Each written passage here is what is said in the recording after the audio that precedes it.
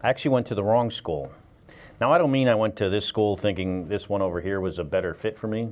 What I mean is I applied to and got accepted to and showed up here thinking I was going to this other school.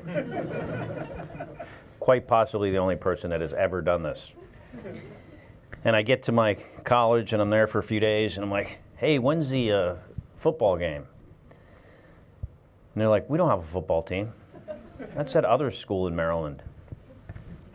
And I was basically, doing the same thing I did in high school. It was impossible for me to pay attention.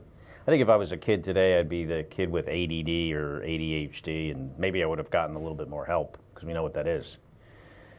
I couldn't study, wasn't doing well. Eventually, I'm really not even going to class.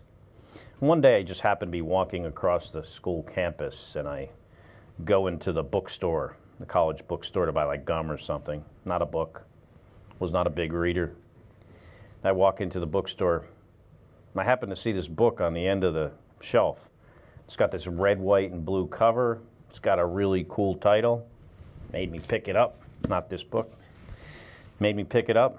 Looked at the back, interested enough in what the back said that I looked through it. Took my gum money, purchased the book, went back and laid on my unmade dorm room bed for the next 3 days and read the stories of the fighter pilots that became the test pilots that became the original Mercury, Gemini, and Apollo astronauts. The book was The Right Stuff by Tom Wolfe. I think a combination between what these guys were doing and how Tom wrote in this creative nonfiction way just captured my imagination. And I felt like I had a lot in common with those guys, the early astronauts and test pilots that became astronauts, with one exception, and that is I was a bad student. I couldn't pay attention.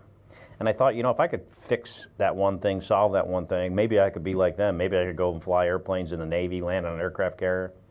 Maybe if I did well at that, I could become a test pilot, later possibly an astronaut. And I know what you're thinking, 18-year-old kid reads a book, decides he's going to become an astronaut. It's kind of science fiction.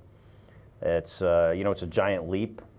Really what it was, it started with something very, very challenging, very hard, which was to teach myself how to pay attention and study. Once I figured that out, it really became one bunch of very, smaller, manageable steps, always with, opportunities to fail, but always somehow managing my way back on course. And if you consider that I read that book at 18, fast forward 18 years later, I was 36. I was flying in space for the very first time as the first American astronaut in my class of 35 people to fly. That's a pretty remarkable comeback that for me is even hard to believe.